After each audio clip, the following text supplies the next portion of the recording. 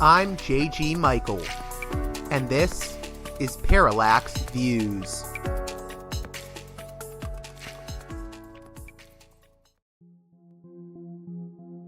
This edition of Parallax Views is brought to you by the $10 and above tier supporters of Parallax Views on Patreon.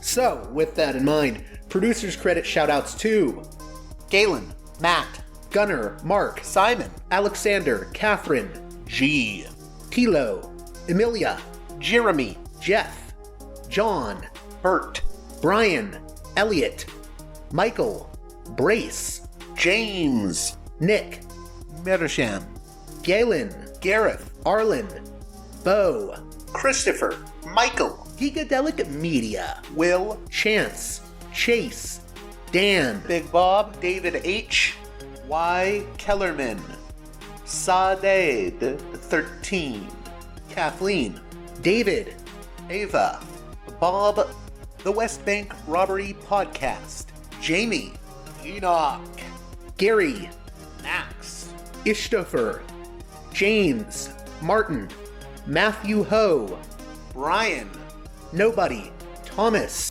and Dano. And now on to the show.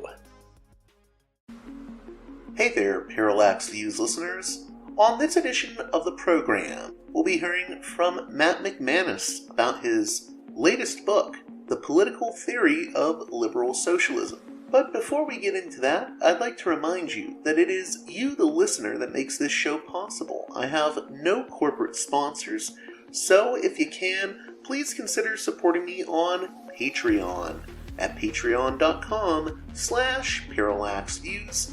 One more time, that's patreon.com/parallaxviews. This show is entirely listener funded. You are the ones that make this possible. With that out of the way, Matt McManus is a political scientist, and his new book, the aforementioned Political Theory of Liberal Socialism, may come as a surprising title. After all, a lot of people on both the left and the right would say, what do you mean liberal socialism? Liberalism and socialism, they're completely incompatible. Well, Matt has a provocative argument to make. He says the space between liberalism and socialism, or at least certain strands of liberalism and socialism, are not as far apart as some might think. More on that in the conversation to follow. With that being said, let's get right to it with Matt McManus.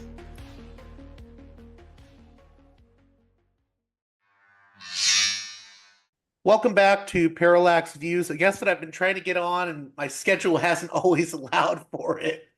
We've been trying to set this up for a while. Matt McManus, author of The Political Theory of Liberal Socialism. How are you doing?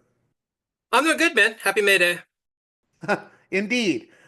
So, getting into this book real quick, I don't want to start with the usual question that I hear you asked, which is, well, define liberalism and define socialism. I want to start with something before that, which is, how do you go from doing critiques of the right wing to something that's more of a, I guess, more positive vision? You're trying to come up with something rather than critique something in this book. Yeah, it's a good question. I guess there's a serious and a non-serious side to this. We'll start with the kind of non-serious side. So my wife and a lot of my friends have always been asking me, when are you going to write about something that you actually agree with, rather than just, hate reading, Dugin and Bap and all these types. And I've always said, yeah, I'll get to it. I'll get to it. Yeah, I'll get to it. And at one point I was just like, fine, I guess this is the time I'll actually do something positive by writing about people that I actually admire and tend to agree with. So part of the product, that was the book. But the more serious reason is when you dive into right-wing thinking, what you see persistently is this claim amongst right-wing intellectuals that there's actually quite a bit less difference between liberalism and socialism, certainly than many liberals and socialists believe. Now, there are crude versions of this, the kind of Stephen Miller, Ben Shapiro, Mark Levin type, everything that's to the right of Ronald Reagan is communism, socialism, liberalism, postmodern neo-Marxism, etc.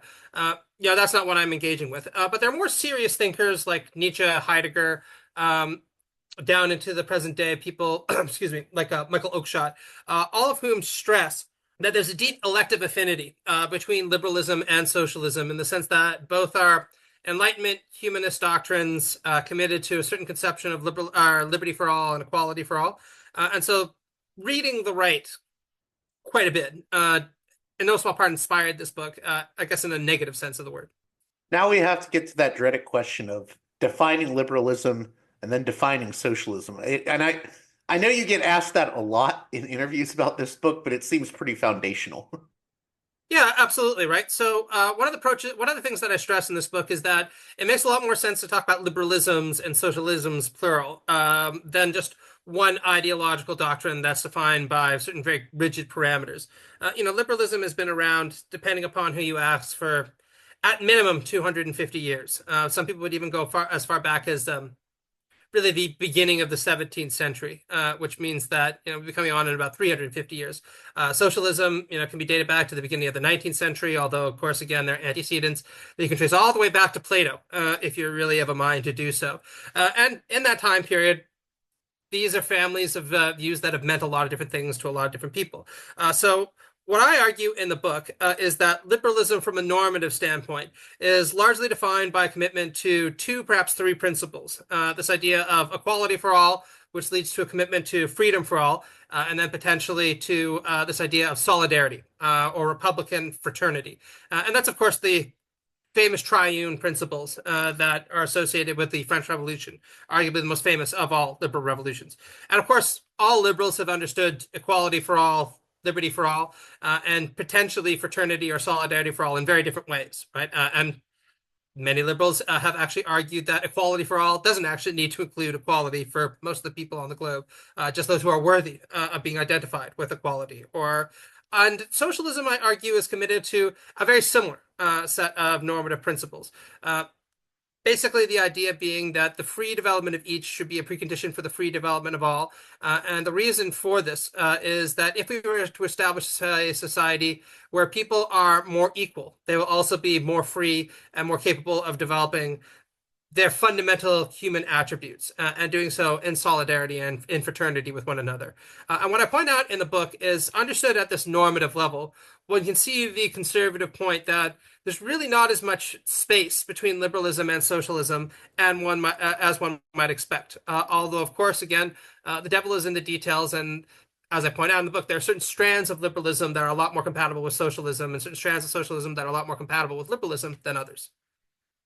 So I have listeners from all across the political spectrum, ranging from like libertarians to socialists. And I think both the libertarians and the socialists will say, well, no, liberalism and socialism are completely different from each other. So where could there be overlaps, or where are the schools of liberalism that may have affinities for socialist thought? Sure. I mean, it's funny that you mentioned that. Those kinds of responses were pretty much exactly what I got when I first announced this book, all the way back in 2023, I guess.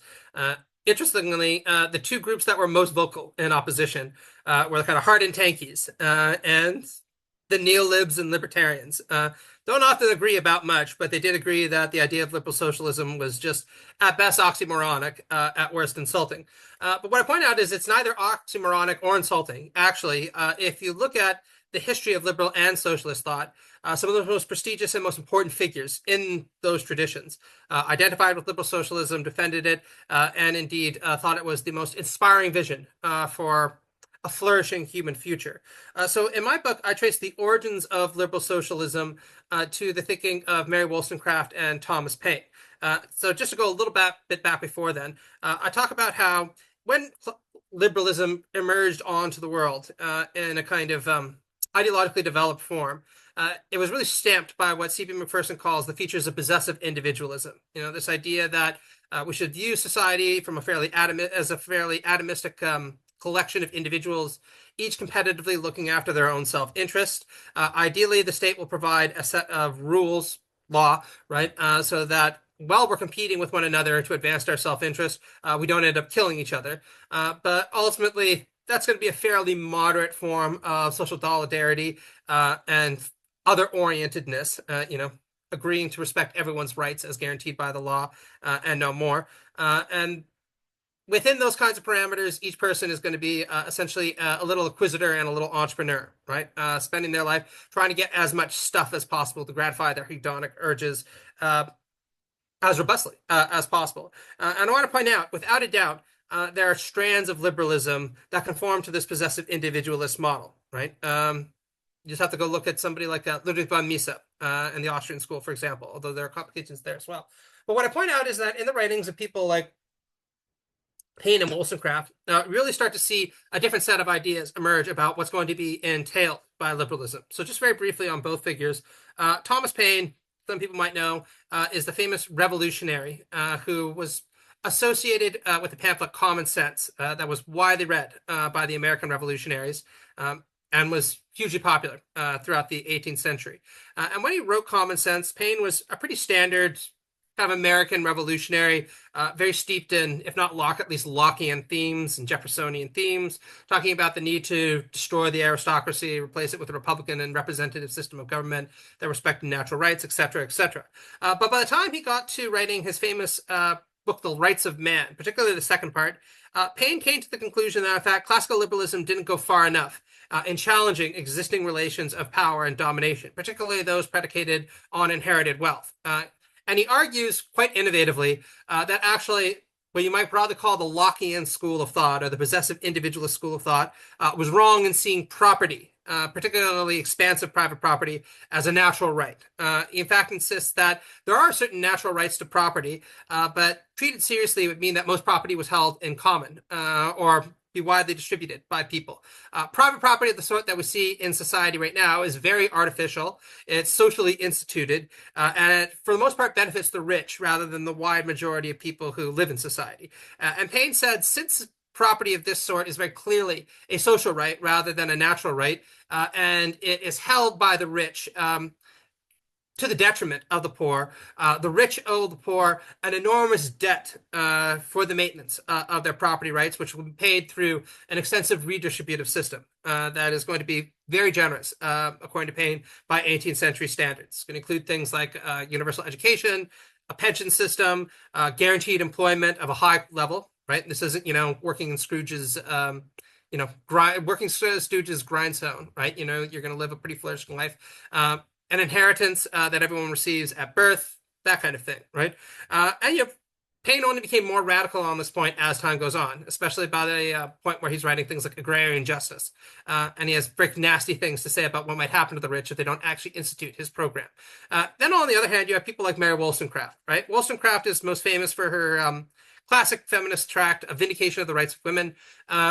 Deservedly so, but she's a lot less discussed as a political theorist generally. And if you actually engage her works like A Vindication of the Rights of Man, or her later letters from Scandinavia, Norway, Sweden, Denmark, what comes through is a figure who is deeply concerned about inequalities in property and insistent that we need to do something to change this.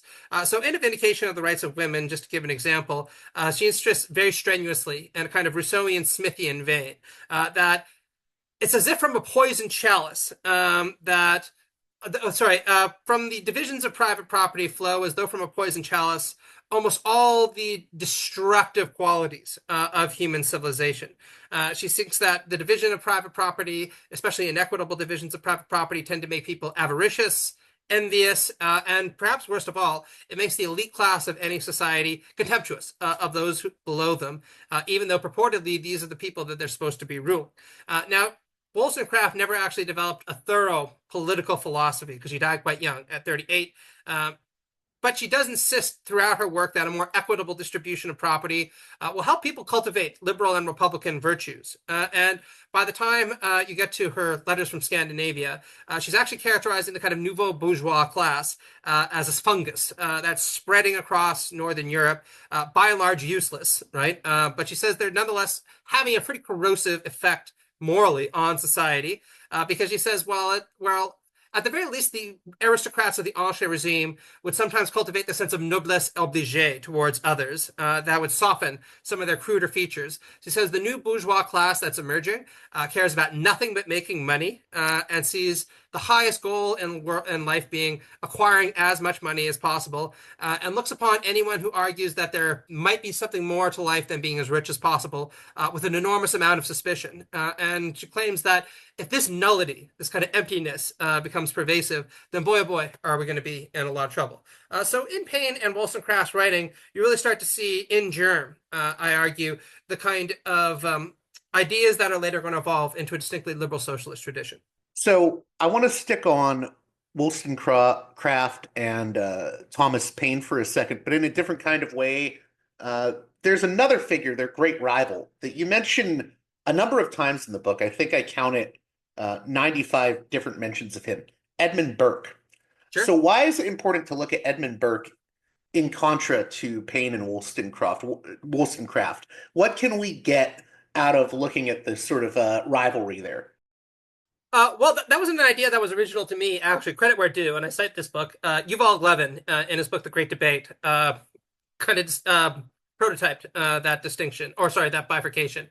In his book, The Great Debate, he basically says you can see the origins of the modern left and right in the Burke-Paine debate. So I thought that this was a smart idea. It helps clarify not just, the time period, but certain kind of contemporary streams of thought. So why not shamelessly replicate Levin's bifurcation? But the important reason is because Burke, much like how Paine and Wollstonecraft, I argue, prototyped a lot of the ideas that are later going to become characteristic of liberal socialism, and for that matter, the broader left, especially Paine. Burke assembled in germ, essentially a textbook of almost all the different kinds of arguments and rhetorical strategies that the right is going to use to this day in order to try to argue for inequality, hierarchy, deference to traditional kinds of authority, all that kind of stuff. And what I point out in the book is that Paine and Wollstonecraft were very aware of this, right? They were deeply interested in Burke's writing because they recognized its originality and its importance as a classic early on of conservative literature. And they themselves developed, I think, very effective ways of arguing against these canonical conservative arguments that are going to go on to have a long shelf life. Just to give one example that both Paine and Wollstonecraft make fun of, and that's the only way to describe it. Burke, at various points in Reflections on the Revolution in France, insists that the illusions that hold society together are nonetheless extremely important, and we should do our best to retain faith in those illusions, lest we tear society asunder. And by the way, the term illusions is his term, right? This isn't me kind of bad-mouthing him, right? Or treating him in bad faith. He says all the pleasing illusions are to be stripped away by these revolutionaries, and that's a terrible thing. And he said, by contrast, in order to kind of prop up the illusions that hold society together, particularly the illusion that hierarchy is necessary, ordained, and is not to be challenged, he says it's extremely important for you to ascribe sublime qualities onto the people who are going to be elevated over one another. Because whenever one man is elevated over any other man, it helps it go down a lot easier if you assume that the person who's going to be elevated over you isn't just some schlub who happened to be born into the right family. It helps if you think, well, he's Louis the 16th, the Sun King, right? Or the descendant of the Sun King, ordained by God to rule over the majesty that is France. And Burke also insists, again, or he's very clear, right? These sublime qualities don't actually have to be intrinsic to the people that you attach them to. They're kind of rhetorical form of sublimation that it's necessary to indulge in if you're going to attach people to the hierarchies that are going to subordinate them and even compel them or inspire them to defend those hierarchies if they're pushed to do so. And Paine and Wollstonecraft are just remorselessly critical of the irrationalism and the kind of slavish brown-nosing that they associate with this idea. Just to kind of quote Wollstonecraft for a second, she says that you can search through Burke's writings, particularly The Revolution in France, day and night, and looking for arguments. And what you're going to find is only that he has, as she called it, a mortal antipathy to reason. And if there's anything like argumentation that actually makes up his defense of the Ancien regime, it amounts to we should reverence the rust of antiquity, because even if it's a decaying system, it's still the one that we were born into. And we should love it with a kind of filial attachment. The way that a son looks at his father and says, "Well, you might be flawed, but you're still my dad, and I'm still going to listen to you." And Wollstonecraft says, "What a ridiculous idea, right?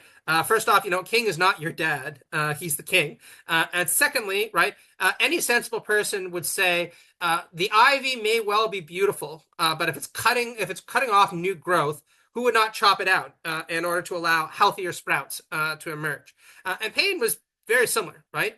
When talking about Burke's constant kind of bombastic pontifications, he says Burke is the kind of person who will care for the plumage of France, right? The aristocracy, and nothing for the dying bird, right? All the people and the peasants in France who are ruthlessly exploited by their so-called betters. And that's because for Burke, everything operates at a surface level, right? The aristocracy is beautiful. Marie Antoinette is, the genteel queen of France who needs to be reverenced, but the actual ordinary people that make up the country, who clearly were tired of being ruled by their so-called betters, they just never really factor into his analysis in any meaningful way, even though they make up the vast majority of the population.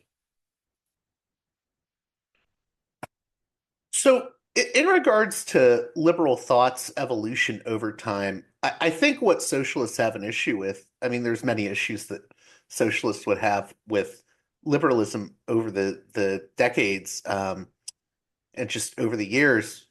But one is the sort of blind spot it has towards socioeconomic inequality. Can you discuss that tension, and where do you see those tensions coming up in debates within liberalism and amongst liberal thinkers over the decades and centuries?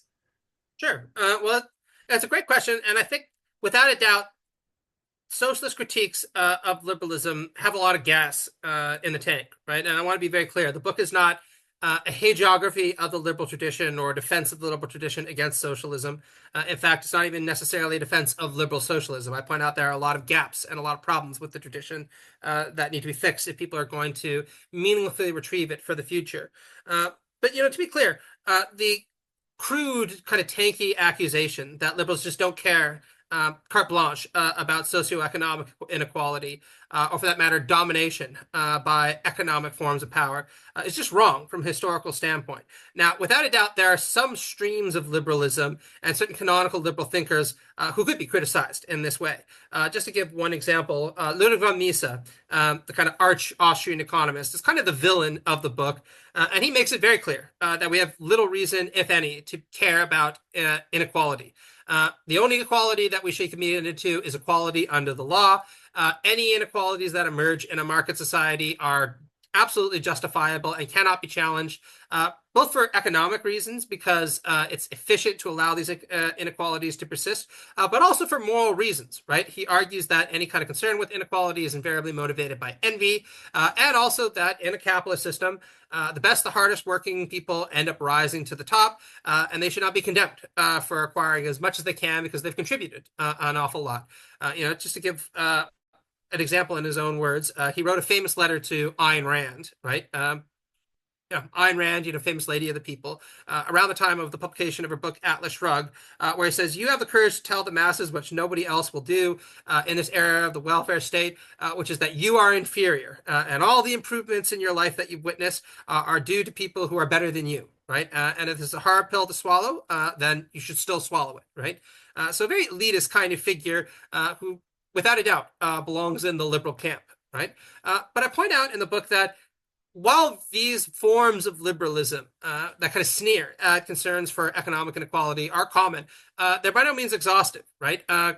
Just to take two examples that I gave earlier, Paine and Wollstonecraft were both deeply concerned, not just with inequality from a political standpoint, but also from a moral standpoint, right? This kind of corrosive effect that inequality had both on the ruling classes and on the lower orders, and argued for a more egalitarian distribution of goods in order to offset that. And I argue that by the time you get to someone like John Stuart Mill, who's in many ways the first liberal socialist, concern with economic inequality is very, very pronounced in his thinking. He constantly points out, especially in his later period, that inequality is ugly. It produces a society that looks an awful lot like the Ancien regime that liberals committed themselves to destroying. And he points out that this extends into the workplace. At various points, Mill says, look, liberals once prided themselves on destroying the basis of indentured servitude in the ancien regime. This kind of scraping, brown-nosing attitude that peasants had to take whenever they encountered the Lord, saying, yes, sir, thank you, sir, may I have another, sir, that kind of thing. But he says that his contemporaries never really seemed to be all that concerned that a very similar kind of attitude was introducing itself in the bourgeois workplace, where people go to work because they're dependent on the capitalist who runs the workplace. The very same kind of servile attitude reintroduces itself. And Mill said, we should not be willing to countenance this as good liberals. If we are concerned with eliminating the slavish, brown-nosing attitude that appears in the ancien regime and replacing it with a more egalitarian system, then we should be absolutely committed to doing the same in a capitalist system. And Mill has many other arguments, including economic arguments to this effect, right? He says that by and large, the capitalist class doesn't really do very much that's valuable in society. Yes, they provide a little bit of technical know-how that's valuable, but nothing that workers under ideal conditions wouldn't be able to provide for themselves. For the most part, they get a lot of money handed to them, and then they don't do very much that's valuable with it, right? Or they indulge in lavish vanity projects that aren't exactly an especially efficient allocation of money. So Mill argued that far preferable would be a system of what we might now call market socialism, where different firms would be owned by workers and run by workers.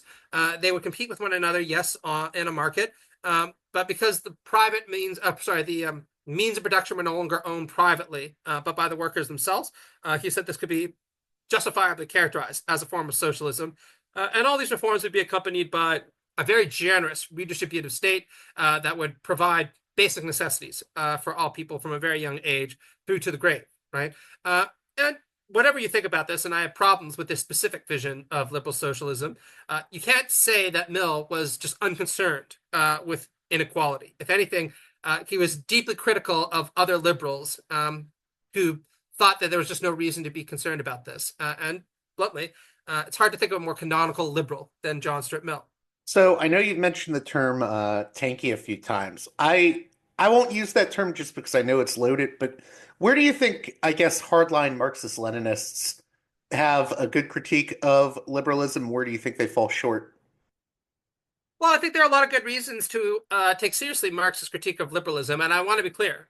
There's a chapter in the book on Marx where I talk about many of his criticisms of liberalism, and I point out that a lot of them have not been taken seriously enough by liberals, and they have not been taken seriously enough by liberal socialists, for that matter. And in the conclusion of the book, I point out that my own articulation of liberal socialism will look a lot more Marxist than anything that's come before, because I think that Marx is a profound thinker with a lot to teach us, especially now, in an age of very ugly reaction. But I think that the kind of core Marxist criticisms that one can bring up of liberalism are twofold.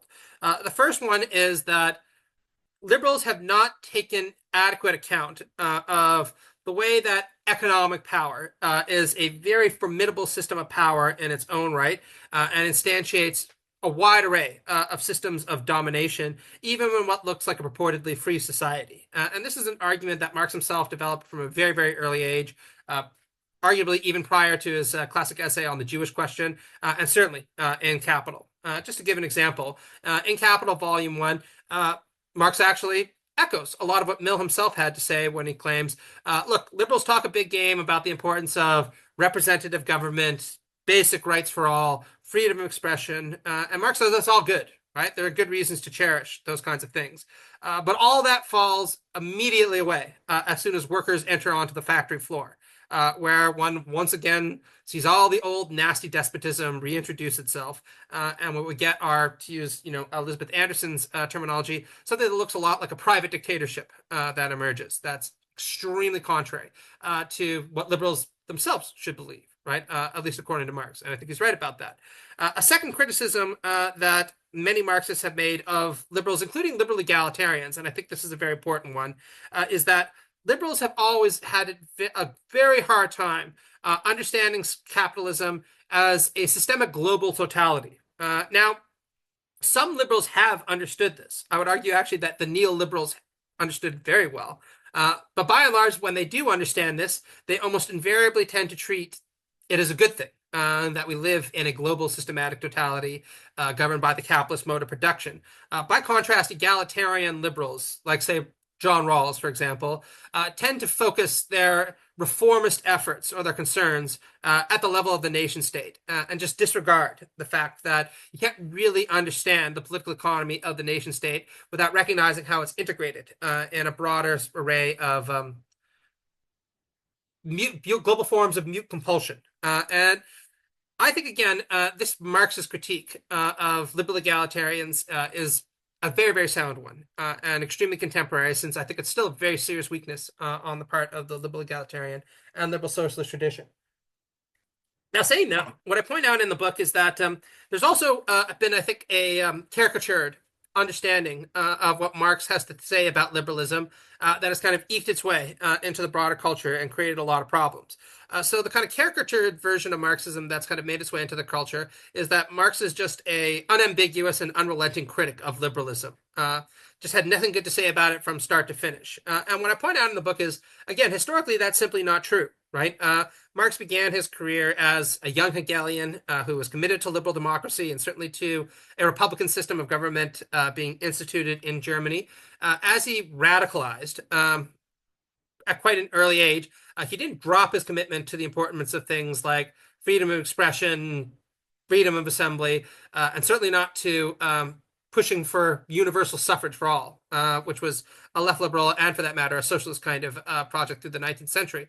He just continuously argued that there were limitations to arguing for these forms of bourgeois freedom, since even though they were good and even though they were something to endorse, certainly where they weren't present, they didn't go far enough in securing real emancipation by transforming material conditions. And, he seems to have carried on with this view over the course of his long life, right? Marx always campaigned for things like freedom of assembly and the expansion of suffrage, especially for the workers. And in the Critique of the Gotha program, you see him actually make some quite interesting claims about the relationship of Marxist socialism to liberalism. So he says that there's this utopian socialist idea that sounds a lot like what you see in some spaces online, which suggests that socialism is completely different from liberalism, and that a transition to a socialist or communist society is going to be carried out through some kind of millenarian break, right? We're going to essentially year one it. There's going to be before the revolution and then after the revolution, and after the revolution, all will be different. And Marx points out in the Critique of the Gotha program that this is both profoundly undialectical and profoundly ahistorical, which is what makes it utopian. He says, look, any socialist society that's going to emerge out of the womb of bourgeois society is going to be fundamentally stamped by many features of that society, and consequently, they are going to carry on for a long period of time, right? The different features of what he calls bourgeois recht or bourgeois right are going to be present in any socialist society we create. It's only going to be after a very long period of time when we sufficiently develop the means of production so that we have a superabundance of goods that we can do away with the institutions of bourgeois right or bourgeois recht and ascribe upon our banners from each according to his ability to each according to his needs. And Marx does not establish a timeline from when that's going to occur. So even though I do not suggest that Marx is in any way, shape, or form a kind of fellow traveler with liberal socialism, or that he's would endorse liberal socialism if he were alive today, I do point out that his views on liberalism are a lot more complicated, as indeed they must be, for anyone who's a dialectical materialist, than just emphatic rejection. Let's get into defining liberal socialism. What do you see as, what would a working definition be? Like, what are the core principles of this idea of liberal socialism? Sure. Well, I argue that there are three core principles in the book. The first is a commitment to what I call methodological collectivism and normative individualism. Now, those are very academic terms, but to make a long story very short, liberal socialists are methodological collectivists in the sense that we reject the atomistic view of society as consisting of more or less isolated individuals, unconcerned with each other's business and competing with each other to maximize their own self-interest.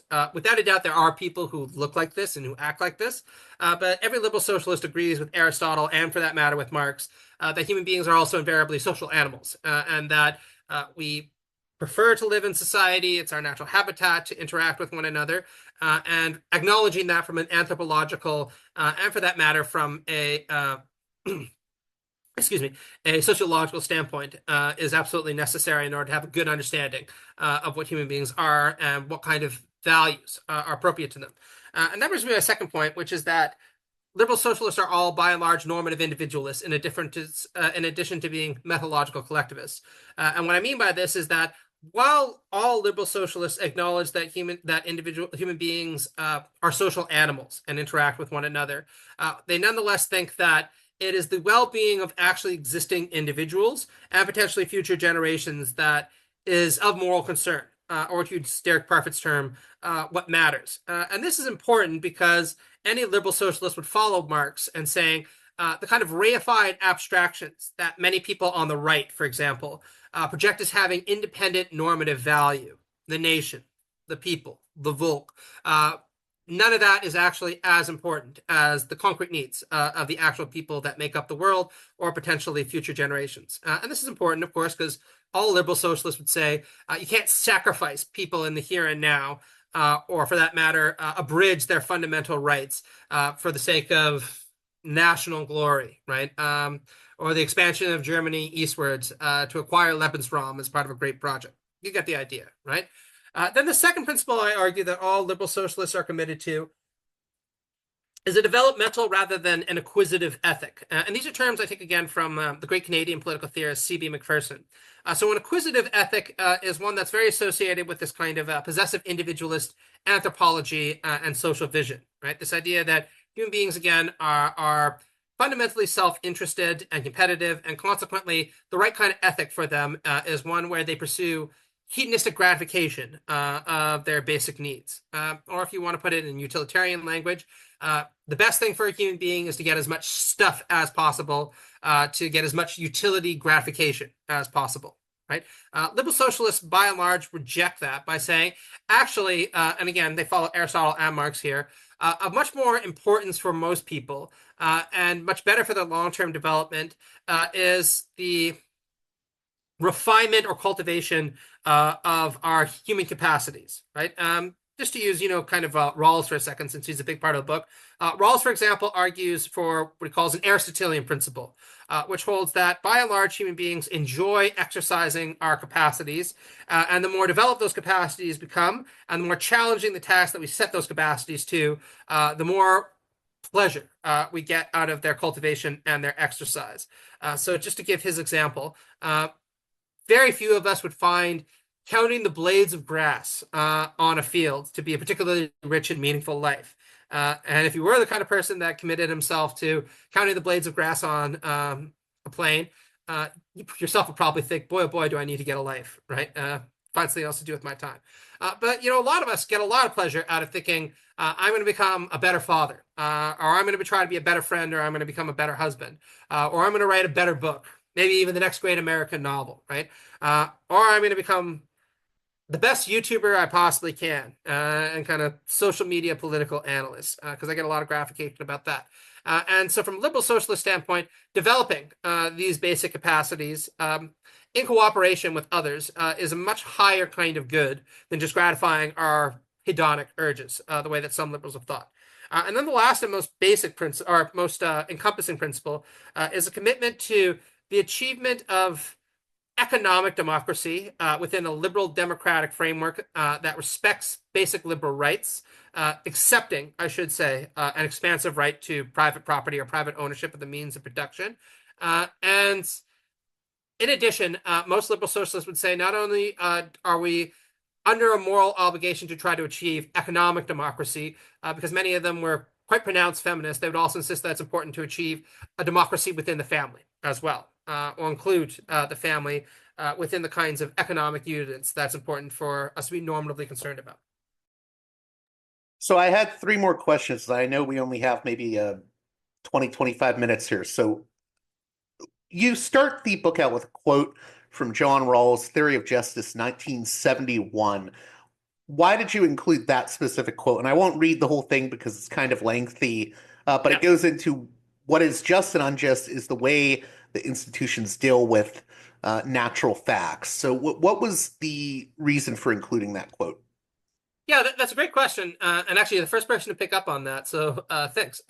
I've been waiting a long time for that question.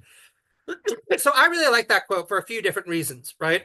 One is again because I spend an awful lot of time engaging with right wingers, and without a doubt, one of the most common ways they try to defend inequality is by naturalizing inequality and suggesting that any attempt to ameliorate inequality is tantamount to trying to undo nature itself, right? You see this even amongst several very, very, very prominent liberals like Ludwig von Mises. The argument being, well, take your pick, right? Women are not as intelligent, are not as capable as men by nature. Itself an extremely disputable claim. Consequently, they are, destined to exclusively be concerned with home life, right? This is an argument that goes all the way back to Aristotle. You can find iterations of it in John Locke. You can find iterations of it, of course, on the online right now. Some people just work far harder than others or far smarter than others, and they're going to become rich by virtue of this. That's simply the way nature is. Who are you to interfere with this? And what Rawls does very effectively, in a way that's kind of in line or genealogically connected to what Paine and Wollstonecraft did, it says, yeah, but so what from a moral standpoint?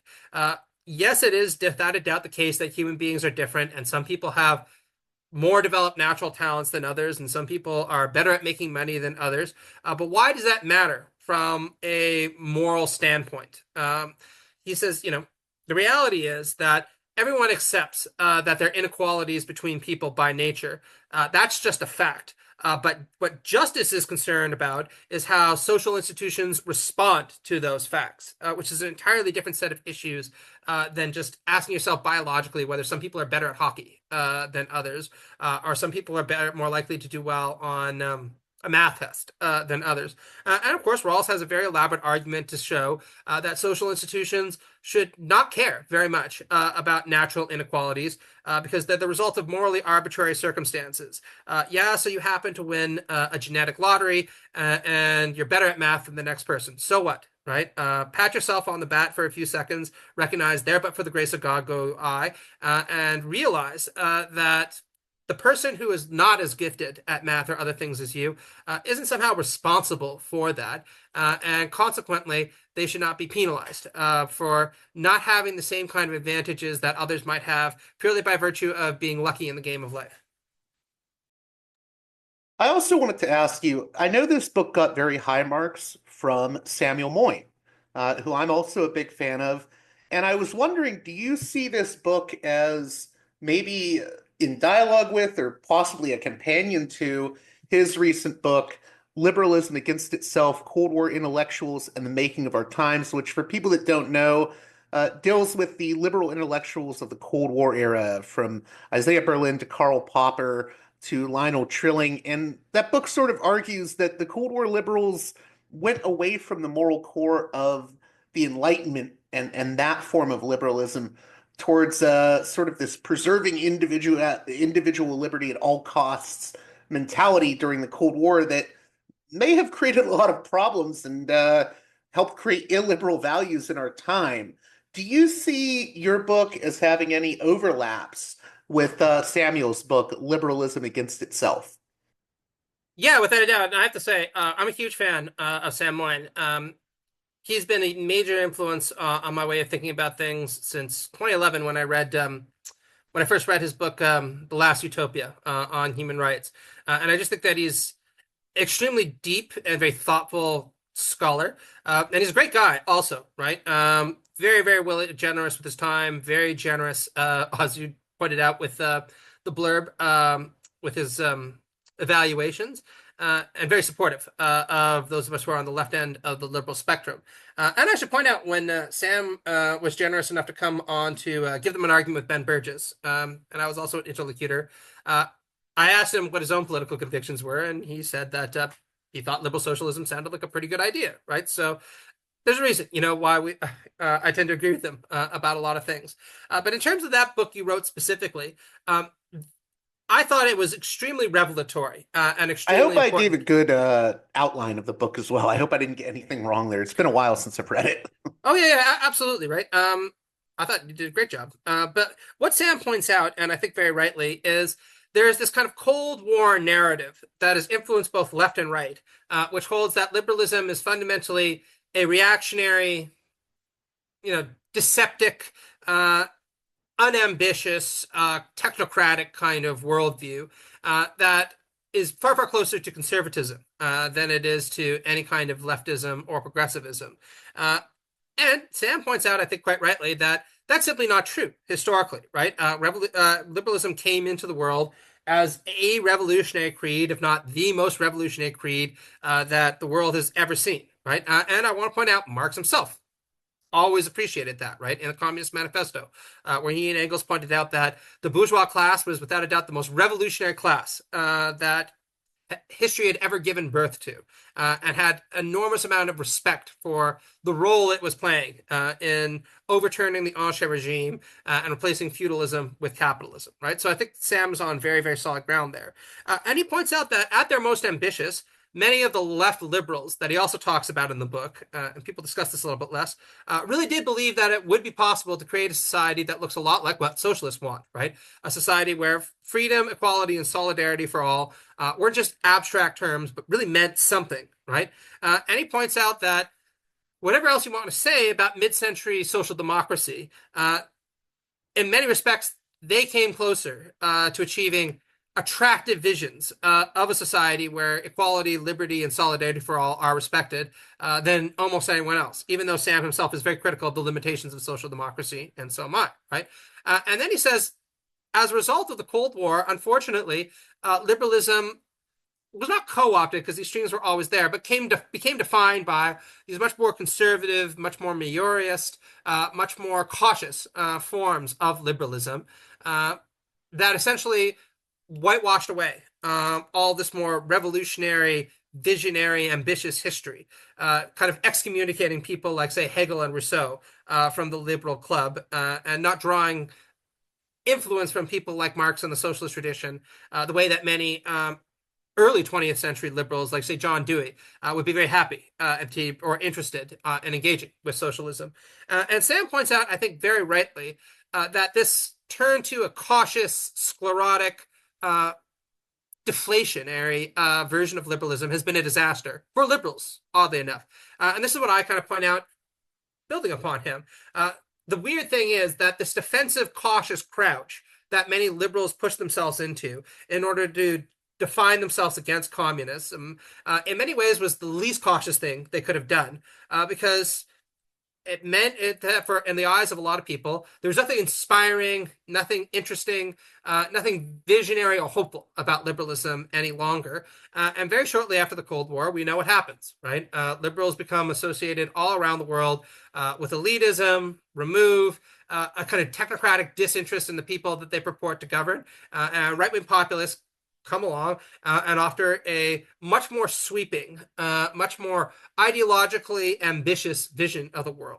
Now, I think it's a vision that's horrifying in terms of its connotations, but many people are highly responsive to this because there is truth to what some of the right-wing populists say when they claim that liberals are removed from the concerns of ordinary people, when they claim that a lot of liberals don't have much connection to the values of the people that they purport to govern. We're all familiar with this story, right? And I argue in the book that consequently, if liberals are going to get their mojo back, we need to be ambitious in defining ourselves in opposition to these right-wing streams of populism, and offer a vision of the world that is attractive and offers a sense of hope to the millions of people, if not tens of millions of people, who have been dispossessed by various forms of neoliberalism, inequality, and capitalism for decades now. Yeah, in that regard, I think your book's very important because I think one of the biggest points that Sam is making in Liberalism Against Itself is that right now, in our current moment, especially when that book was written a few years ago, there's this sort of nostalgia some within the establishment have for Cold War liberalism. And I think it's showing now that that's not going to be enough for anyone to the left of, say, MAGA for them to win out in the end and to seize the day. And I think you're providing maybe an opening for us to seize the day with this book. Yeah, thanks. And that's kind of what I was hoping to do in a lot of respects, right? I mean, this book is a retrieval, not a defense. And I call it a retrieval because, as I point out in the conclusion at length, I Well, you hope. have your criticisms of it too, but Yeah, exactly. There are a lot of problems with liberal socialism, but I do think it's an attractive idea. And I do think it's the kind of thing that people to the left, on the left end of the spectrum, need to be thinking about when confronted by an aggressive but charismatic form of right-wing populism. So just to come down to earth for a few seconds now, you see people like Matt McManus and Noah Smith, all these kind of centrist liberals who have been in charge of the Democratic Party ideologically for a very long time. Not formally in charge, obviously, but I'm talking about in terms of setting its kind of tone and ideological agenda. While this way of thinking has resulted in 2 losses against Trump, big losses, right, in terms of their consequences, and 1 very thin electoral Pyrrhic victory, right? And I say Pyrrhic because obviously Trump is in the business of undoing Biden's very limited legacy right now, right? So you can't point to centrist Cold War style liberalism and say, all we need to do is get the formula right and eventually things will get back on track. We've tried this experiment many times now and it hasn't delivered results. And I would submit that one of the reasons it hasn't delivered results in terms of being able to successfully confront MAGA is when people like Donald Trump characterize liberals as out of touch, unconcerned with ordinary people, distant from the kind of values of people who work for a living, he's not wrong, right? The problem, of course, being that MAGA itself is now absolutely beholden to a certain conception of oligarchic society that is working very hard to implement. And the implementation of its vision is going to be a disaster for ordinary people the world over, not to mention future generations that are going to be saddled with the enormous consequence of not doing enough to combat man-made climate change, right? So I think that it's time to say RIP to Cold War liberalism, recognize that it was an uninspired idea in theory that has proven extremely uninspiring in practice. And we're all better off without it, right? It was a bad idea, badly implemented. So it's time to say goodbye. I know we're running short on time here. I just had 2 more questions. And the first, Sure. I don't want to cover it like too much. I just want to get your brief thoughts. I think there would be some, especially sort of from an anti-colonial or global South viewpoint, that would look at liberal socialism's roots in European thought and say that it risks overlooking liberalism's complicity over the years in imperial hierarchies. How would you respond to those critiques? Yeah, I would actually agree with them, right? I mean, this is one of the serious limitations of liberal socialism that I bring up in the book, deeply inspired by actually self-described black radical liberals like Charles Mills, but also Marxists, black Marxists like Cedric Robinson or the Italian Marxist-Leninist Domenico Lacerdo. All of them point out that, look, even well-meaning liberals, and I would add liberal socialists like John Stuart Mill, found it very, very hard to resist the allure of empire, right? John Stuart Mill, from any left standpoint, looks like a pretty attractive fellow. I think if you actually read him carefully, right? He had nothing but praise for a lot of versions of socialism, identified as a socialist, was for the enfranchisement of women and for women's equality, was an abolitionist when it mattered, right? A lot of good things about him. But he's also a vehement imperialist and suggested that a kind of benign despotism was necessary for the third world until they could reach a level of maturity where they could govern themselves. And his thinking was by no means atypical, even amongst liberal socialists, right? I point out that, for instance, Edward Bernstein, right? Important figure in the German SPD. I think actually quite an admirable figure if you think about his critiques of German militarism in Europe. Had nothing to say, and even was kind of a soft proponent of German imperialism. And, you know, where a lot of liberal socialists didn't defend empire, they just had nothing really to say about it. You know, they kind of adopted this Rawlsian attitude of agnosticism or ideal theory, where they just kind of pretended that all that didn't matter and it's not really there. I think that that's a serious mistake. A 21st century liberal socialism, again, is going to need to recognize how capitalism is a global systemic totality and aligned with this propensity to go global. Is this propensity to always develop imperialist forms of imposition in order to export the capitalist mode of production to countries or to nations where the people there just don't want it. Very last thing I wanted to touch upon, and I mentioned this to you in our DMs before we, set this all up. I noticed that Richard Rorty is absent, and when I brought that up, you said I didn't have enough time to cover him in the book. But where do you situate Richard Rorty? Because I actually think since he has passed away, I think in the early 2000s, people only bring him up in relation to, oh, he predicted Trump or, the meme now that's become. But I think he was actually very sharp and may have overlaps with the idea of liberal socialism. And I think he's a much more important figure, and I hope he gets rediscovered by a lot of people. Well, just for you, maybe I'll pitch an article to Liberal Currents about Richard Rorty, kind of reading him that way, because I agree with you. Look, I have serious problems with Rorty's epistemology. I actually have some sympathy for variants of cognitive pragmatism, a la Robert Brandom, but I'm not entirely sure that some of Rorty's, so say, more eccentric views on epistemology are ones I can get behind. And I think sometimes he wasn't even sure that people were going to take them all that seriously. I think that he had a kind of imp-like sense of humor, and he really liked kind of pricking the pretensions of a lot of analytical philosophers. And I am, by and large, quite okay with that project.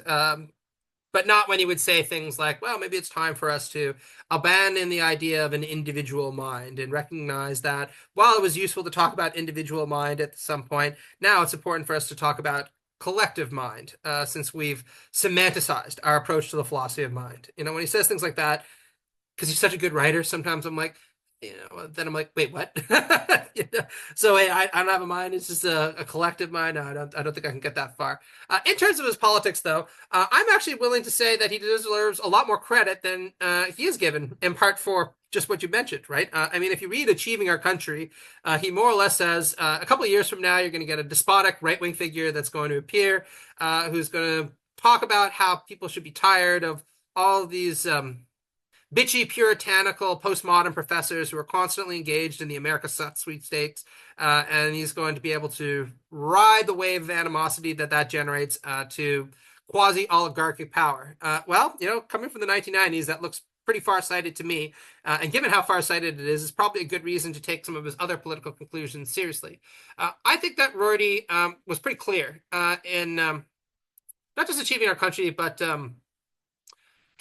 Philosophy and Social Hope, the collection of essays he wrote on political philosophy, and contingency, irony, and solidarity, that he's pretty comfortable with playing at the intersection of liberalism and socialism. He was always very clear that he kind of associated very closely with the politics of Dissent magazine. People like Michael Walzer or Irving Howe. Irving Howe also wrote a famous essay, Liberalism and Socialism, Articles of Conciliation. And I don't think Rorty would get too hung up on analytically precise labels for his politics, in no small part because of his pragmatic outlook, right? I think that he would probably say, look, the reality is that my politics boils down to something that all socialists and all liberals care about, which is that we should make our societies less cruel than they are right now. And we should reorient our hopes from these transcendent sets of concerns towards trying to create a society that will be way, way better for our great-great-grandchildren, I think is what he said. And he was pretty clear that liberal democracy does a fairly good job of protecting people's basic rights, allowing people the space to cultivate their private concerns, whether that's, reading Dostoevsky or Kierkegaard or writing bad poetry, as it were. But he was also very clear that we could do a lot more economically for the destitute of this country. So I think that he would definitely belong in the liberal socialist canon. So would John Dewey, for that matter, right? The figure who is deeply influenced by. like I said, I was going to add a chapter on Dewey, and then I was going to throw some Rorty in there. And then I was told by my publisher, "You're already at 110,000 words, which is 10,000 more than we've given you, than we told you to have. So cut some stuff." And so sadly, they just they didn't get in there. Do you But think I'll there's anywhere that like a Dewey or a Rorty you may have a conflict with them of sorts in terms of how they think about how society should be structured? yes, in some respects. Okay, so But I I mean, think I mentioned that because I think there's affinities I can see, but I could also see where there's conflict. yeah, absolutely. I think that some liberal socialists, like Rawls, for example, would be a lot more dogged in arguing that ideal theoretic concerns mean that these are the two principles of justice that we need to institute, and that a just society will institute them in a pretty respectful way, and establish a liberal socialist regime or a property owning democracy regime that has these kind of recognizable features. I think that Rorty, well, actually, I don't think, I know Rorty would be sympathetic towards something like Rawlsian liberal socialism, um, or Walserian or Deweyan liberal socialism, because he said so on numerous occasions. But I do think that he would look at Rawls or someone like Rawls and say, uh, this idea that there are just one set of principles that we should try to institute as faithfully as possible does a disservice to the experimental approach that we should take to politics. It's still too ideologically driven, too attached to these kinds of transcendental projects of working out morality at an ideal level and then trying to apply it to the real world. He'd probably say we should instead try to institute reformist or ameliorist kinds of social programs, expanding democracy, for example, into the workplace, or democratic Do you principles in think the workplace. maybe he was more of like a cautious reformist than maybe some liberal socialists would be? I don't know about that. I mean, again, he's always liked Dissent magazine. He always identified with Irving Howe and Michael Walzer. And he certainly wasn't cautious in a lot of respects, right? I mean, he had That's no true. problem. Yeah. Yeah. I mean, he was not the kind of guy who would sit there and be like, we should always aim for the mushy middle because that's the best place to be. What I think he would say is we can try radical experiments, uh, but then we need to recognize that those experiments might fail. And rather than being ideologically rigid about trying and then trying again, we should move on and do something else. And I think you can really see this in his attitude towards Marxism, for example, right? I mean, he was very overt about the fact that for a leftist, he had never really bothered to crack open Das Kapital. He'd always had a copy of it sitting around and was planning to get to it one day. And then he just couldn't be arsed to do so because he thought, why bother? And by the 1990s, he was like, well, that has been tried and it's failed. And that's not a reason to give up on leftism or a progressive project, but move on, change the topic to something else. And I disagree with him there. I think that there are good reasons to be committed to things like, again, capital T truth and capital J justice in a way that I think he would be a little bit allergic to. Does that make him more or less radical? I think it really depends on what you mean. It would probably make him potentially less dogged politically, but the kind of hyper-skepticism that he would adopt towards things, I think many people characterize as quite radical, given our intuitions about justice and truth. Well, listen, if you ever do pitch or get an article about Rorty out there through Liberal Currents or another publication, let me know. We'll have to do a longer form on Rorty. So, anything else you want to say in closing, just for my audience? What do you want them to get out of this conversation and the book?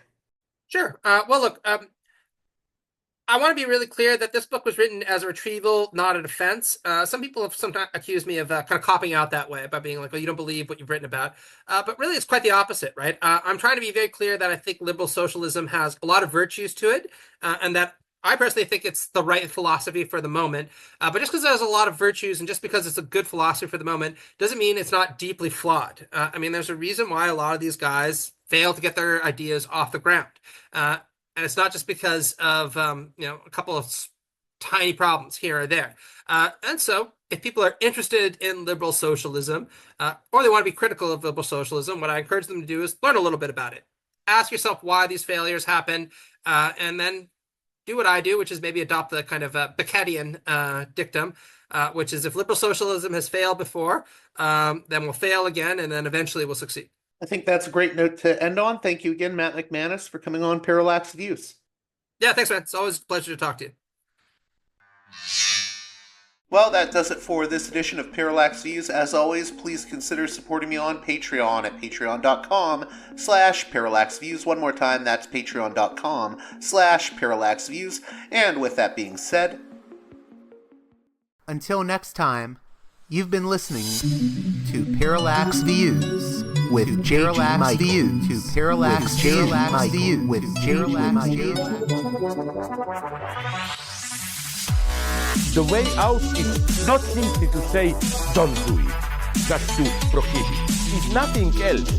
If we don't do it, others will be doing it like crazy.